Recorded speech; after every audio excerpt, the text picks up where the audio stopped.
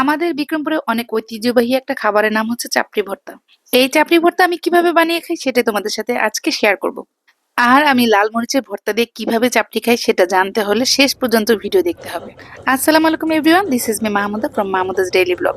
এই চাপড়ি ভর্তা বানানোর জন্য তুমি যেটা করবা, যে চাল দিয়ে তোমরা ভাত রান্না করো সেই চালটাই নিয়ে নিবা, সাথে অল্প একটু মসুর ডাল নিবা। পরিমাণটা হচ্ছে আমি বলে দেই, তুমি যদি 2 কাপ চাল নাও, সাথে 1 মুঠ মসুর ডাল দিয়ে ভিজিয়ে রাখবা। 2-3 ঘন্টা ভিজিয়ে রাখার পর সেই চালটা এরকম আমার মতো করে আদা বাটা করে বেটে নিবা। এই চাপড়ির সাথে কিন্তু অনেক রকমের ভর্তা হলে অনেক মজা হয়, বিশেষ করে শুটকি ভর্তা, ফেউয়া ভর্তা আর কালিজিরা ভর্তা, ধনেপাতা ভর্তা। আমার ঘরে এগুলো আজকে কিছুই ছিল না, কিন্তু আমার চাপটি আজকে খেতেই হবে। আমার যেহেতু মন চেয়েছে, আর কোনো উপায় নাই, তাই আমি এটা অপশনাল একটা ভর্তা বানিয়ে নিলাম। আজকে লাল মরিচের ভর্তা দিয়ে চাপড়ি খাবো। লাল মরিচটা আর হচ্ছে একটু রসুন আমি পানিতে ভিজিয়ে রেখে দিলাম। লাল মরিচটা একটু ভেজানো থাকলে তারপর বাটতে অনেক সুবিধা হয়। এইদিকে আমি কিছুটা পেঁয়াজ আর কাঁচামরিচ একটু লবণ দিয়ে বেটে নিলাম। আদা বাটা করে এটা বেটে নিতে হবে, যেহেতু আমি চাপড়ির মধ্যে দিব। কখনো যদি তোমার ভর্তা বানাতে কষ্ট মনে হয়, তখন তুমি এভাবে করেও কিন্তু কাঁচামরিচ আর পেঁয়াজ একটু আদা বাটা করে বেটে তারপরে সেই চাপড়ি বানানোর জন্য যে গোলাটা করে রেখেছো সেখানে মিক্সড করে নিতে পারো।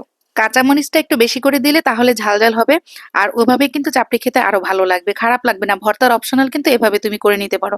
তারপরও আমি ভর্তা বানালেও কিন্তু এভাবে করে আমি সব সময় সেই চাপড়ির গোলাটার মধ্যে পেঁয়াজ আর কাঁচামরিচ বেটে আদা বাটা করে মিশিয়ে নেই। এই তো এখন আমি সেই মজাদার লাল মরিচের ভর্তাটা বানিয়ে নিচ্ছি। চাপড়ির সাথে এই ভর্তাটা খেতে কিন্তু অসাধারণ লাগবে। যারা ঝাল পছন্দ করে না তারা তো দেখে অবশ্যই ভাবছো যে বাবা, এত ঝাল কিভাবে খাবো। আমি কিন্তু ঝাল পছন্দ করি, আর আমার কাছে এই ঝালটা একদমই ঝাল মনে হয়নি। লাল মরিচের সাথে আমি কিন্তু একটু বেশি করে পেঁয়াজ দিয়েছি আর অল্প একটু রসুন দিয়েছিলাম। এই ভর্তাটা কিন্তু বানালে অনেক ভালো লাগে।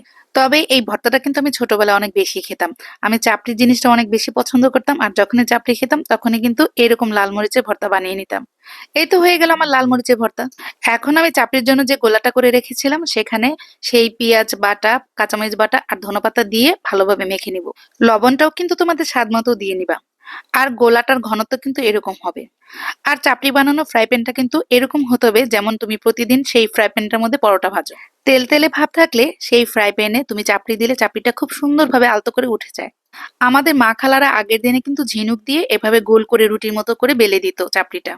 এই সময় আমরা ঝিনুক কোথায় পাবো, তাই আমি এভাবে করে ভাতের চামচ দিয়ে সুন্দর করে গোল করে নিতে পারি।